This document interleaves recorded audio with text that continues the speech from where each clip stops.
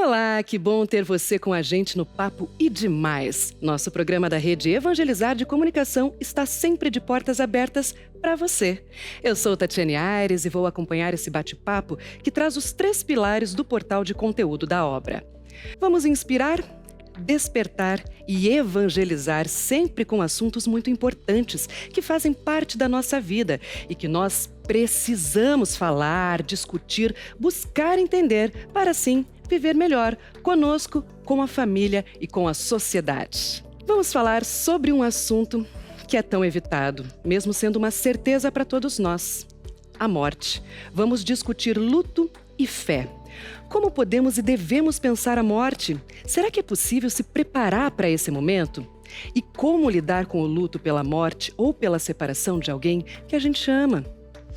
Para entender melhor esse assunto, teremos histórias inspiradoras e também a participação de quem trabalha com o luto e ajuda pessoas enlutadas todos os dias. Começa agora o Papo e Demais.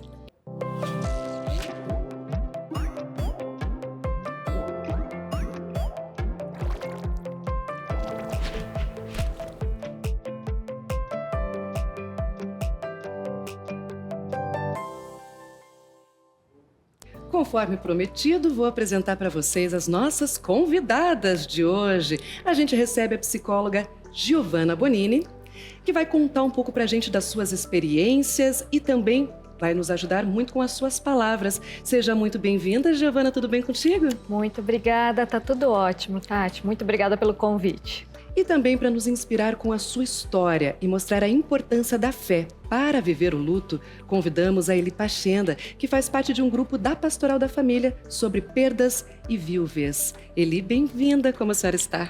Muito bem, muito obrigada, estou bem. Um pouco nervosa, mas estou bem. Que bom, então estamos todos neste clima porque discutir esse assunto realmente mexe com a gente. É um tema diferente, delicado, e eu espero que a gente possa tratar dele para trazer boas coisas para quem está assistindo a gente, não é mesmo? Claro. Gente, perder alguém nunca é fácil. E as pessoas reagem de maneiras bem diferentes diante da morte. Afinal, cada história é única.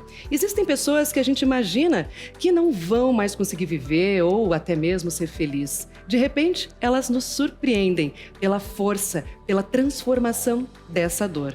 E essa atitude certamente inspira muita gente que precisa ser ajudada. Uma dessas histórias é justamente da Eli. Como se deu esse processo? Eu faço parte de um grupo que vem da pastoral familiar já há muito tempo.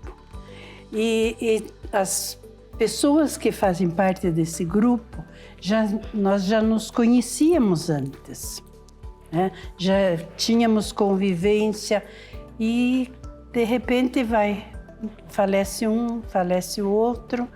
E em 2016, nós nos reunimos pela primeira vez como grupo de perdas e viuvez, que é o nome do nosso grupo, né?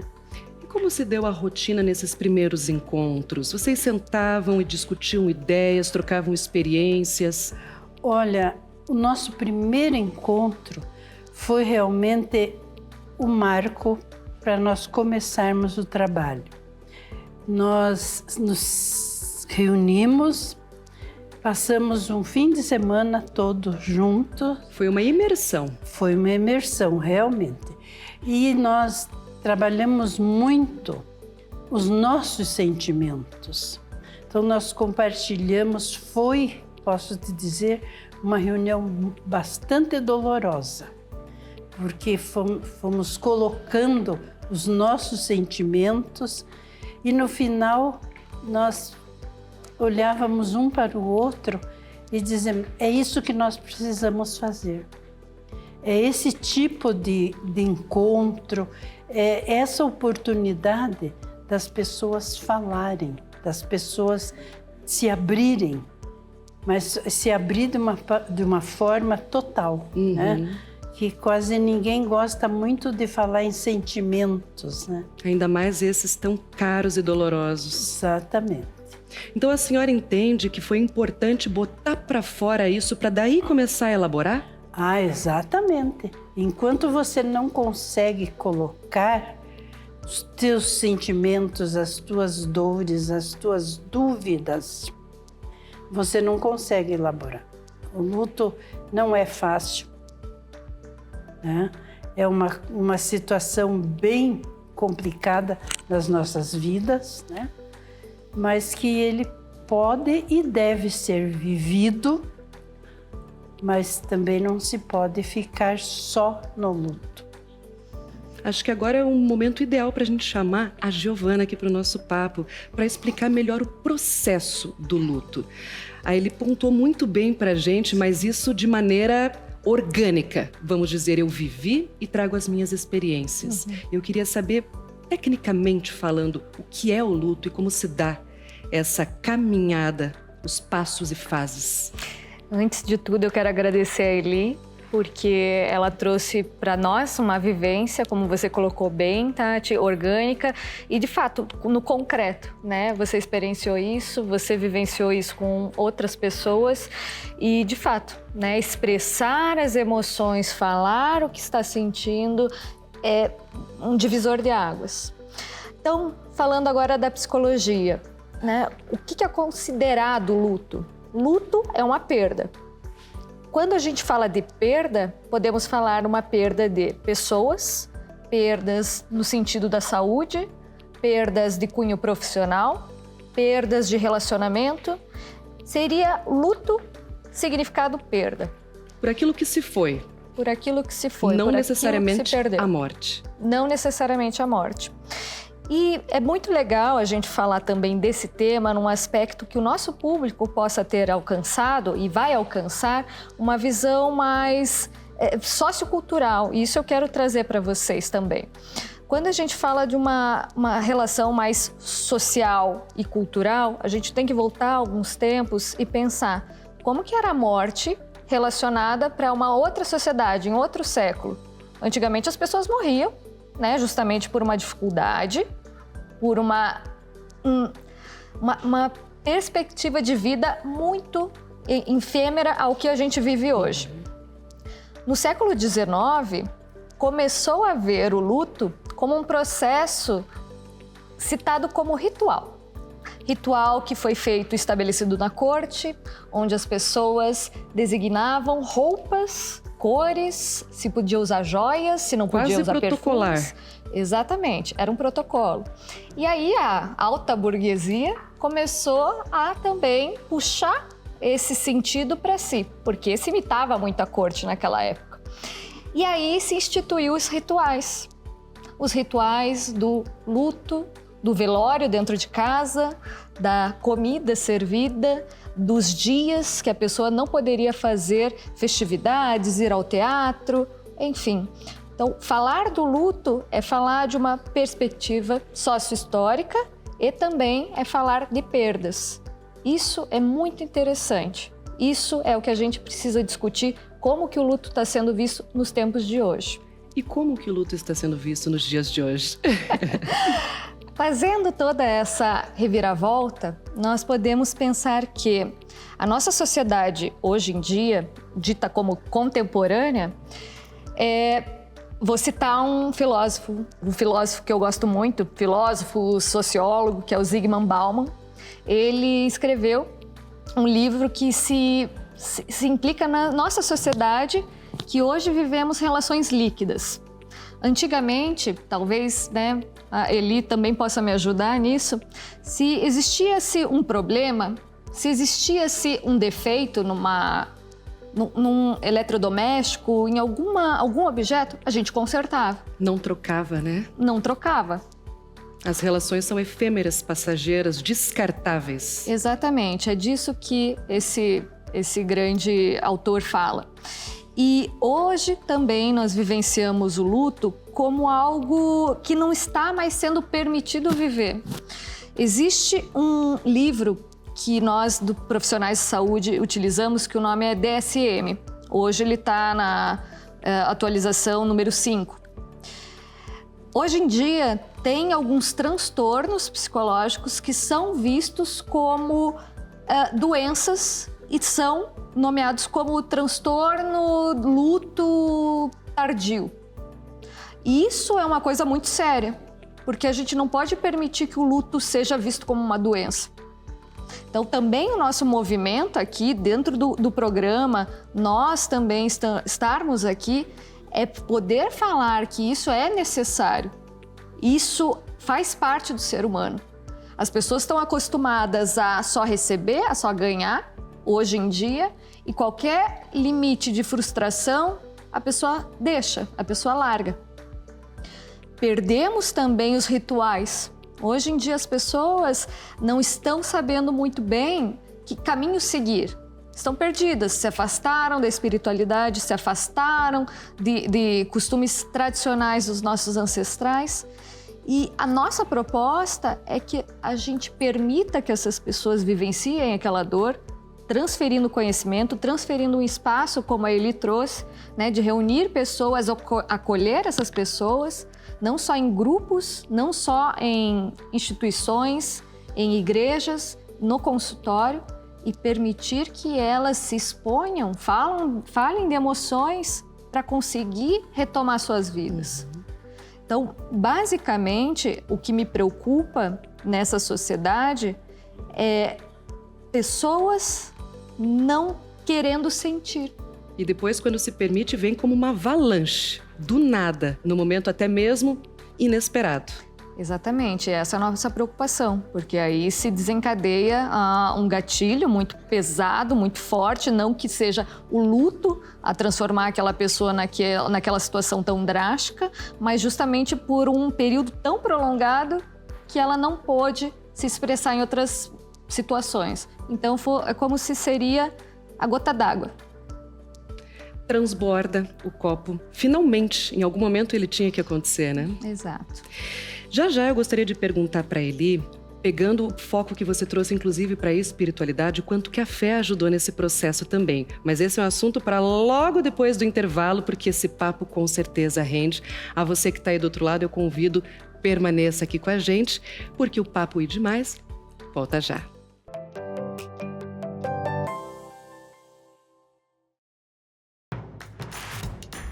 Não perca mais nenhum vídeo da TV Evangelizar. Inscreva-se agora.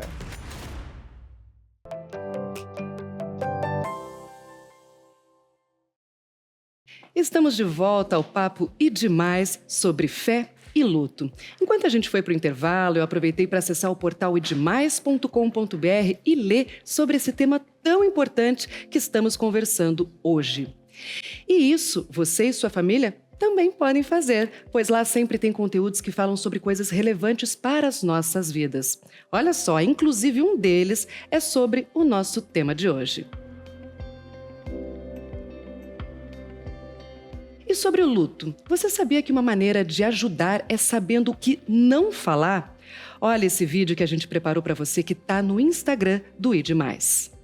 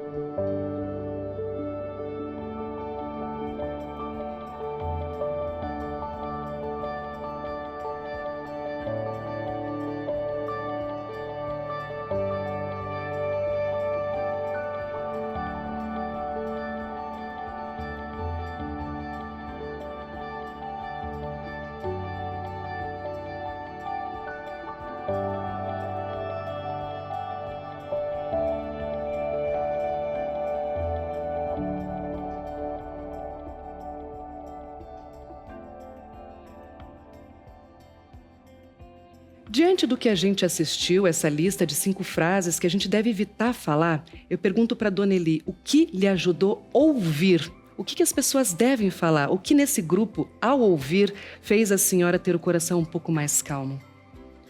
Eu acho que o que ajuda muito é a experiência do outro. Quando você está num grupo que as pessoas compartilham as suas dificuldades, as suas dores, a gente vai também colocando as dores que a gente tem, o que a gente sentiu e não percebeu, né? Então a gente vai aprendendo com as outras pessoas a como trabalhar, a como vivenciar esse período tão difícil das nossas vidas, né? É um problema, assim, muito pessoal de cada um. Aproveitando, então, eu pergunto para a Giovana justamente isso.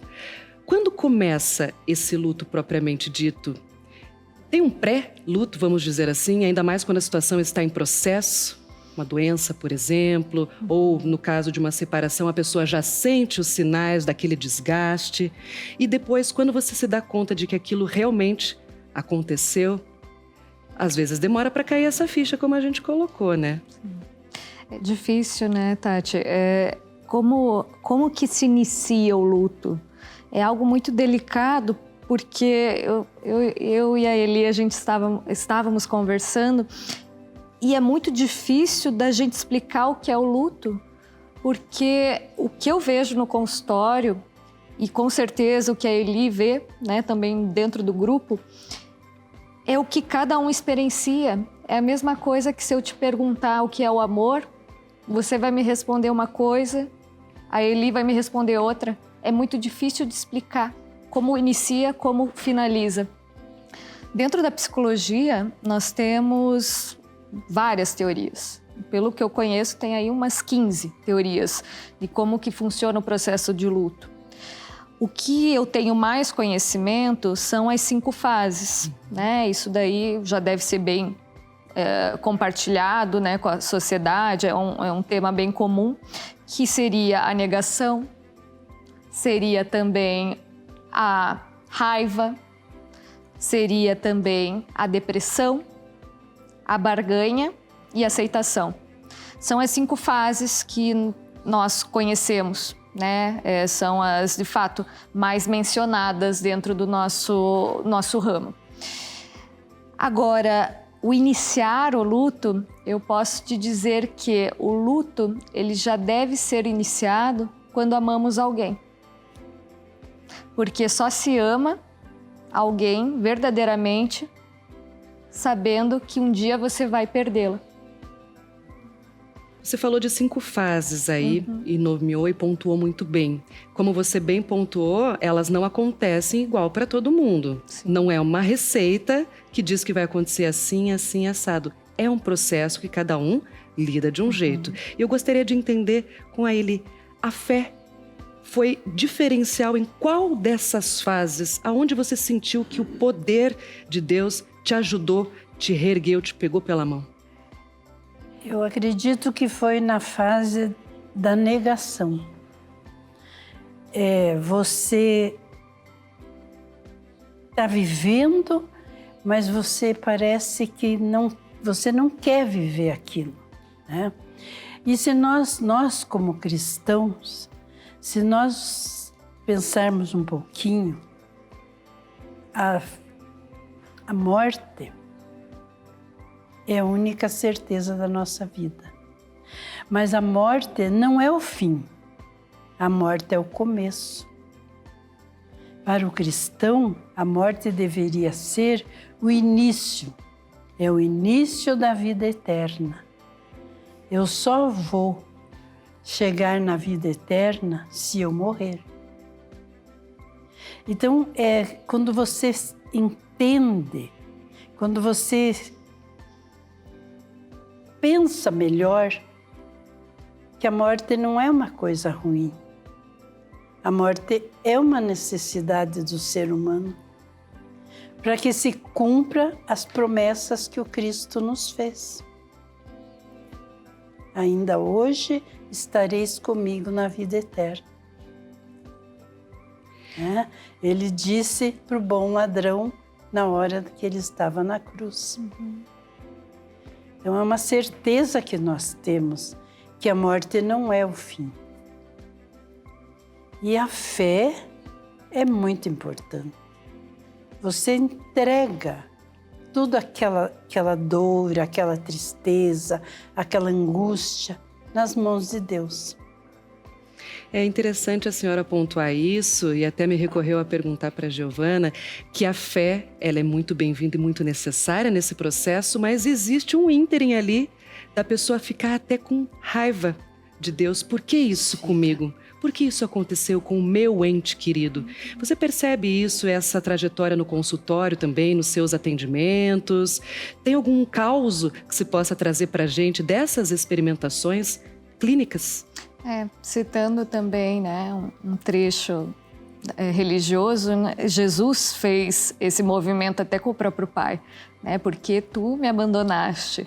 Então, até mesmo nesse período que ele estava, né, sofrendo, carregando a cruz, ele se mostrou o lado humano. Uhum. O lado humano justamente é o que mais dói quando a gente se percebe naquela dor de não ter um outro movimento, de você estar sendo crucificado, de certa forma, por algo, por alguém. A raiva, ela advém não só, talvez até de um ser maior, mas vem a raiva também de si próprio. A raiva é um movimento que necessariamente não é algo ruim, porque ela faz parte do nosso ser, falando biologicamente, a agressividade no sentido de você ir ao trabalho, a agressividade para você dar energia, a agressividade faz parte do ser humano. O problema é quando essa raiva, ela vem de uma maneira maléfica, vem no sentido... Exato, vem no sentido que você acaba se destruindo. E uma forma que, se for para nós pensarmos, né, não sei se você vai perguntar, né, Tati, uma sugestão de como melhorar isso, é estar ao lado de pessoas que queiram o seu bem, pessoas que vão te fortalecer num momento tão doloroso como esse. E, de novo, faço apelo às comunidades, né? Desde igreja, desde grupos de amigos, desde o trabalho, as pessoas precisam ter ao seu lado pessoas que façam com que ela veja um novo sentido. Porque senão a raiva consome, a raiva adoece.